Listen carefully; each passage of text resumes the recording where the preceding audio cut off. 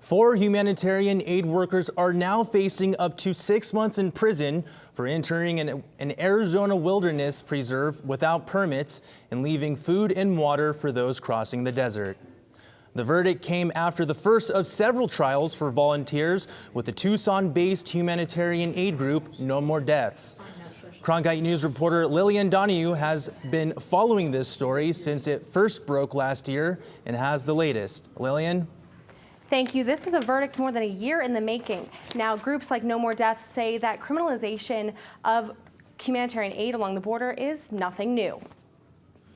Thank you. Muchas gracias a todos. I feel like it's the same experience that I lived. Dan Millis was at last week's trial in Tucson, showing support for No More Deaths.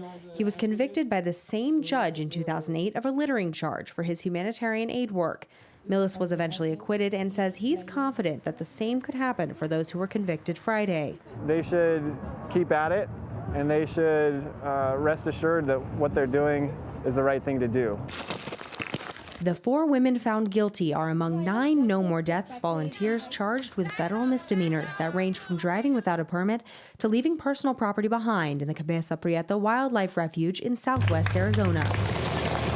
It's a place where members of the group say they need access to, saving the lives of people crossing the desert. They claim the refuge officials haven't helped. But they have both denied us permits, or they have modified the language in their permits to specifically prohibit the kind of work that we do. But Border Patrol Union members say the actions of aid groups along the border are not going towards the greater good. To the drug cartels, it's going to the people smuggling, and it's going to the people, the scouts that are up there trying to do harm. In the verdict, Judge Bernardo Velasco said the volunteers' act of leaving food and water, quote, erodes the national decision to maintain the refuge in its pristine nature.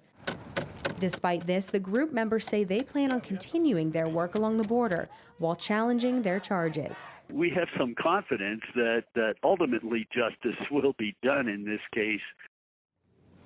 According to No More Deaths, the date for sentencing is expected in the next 10 days. Meanwhile, the next 5 charged with similar misdemeanors will face trial late February, early March. Criminal prosecutors have declined to comment on the cases. In the media center, Lillian Donahue, Cronkite News.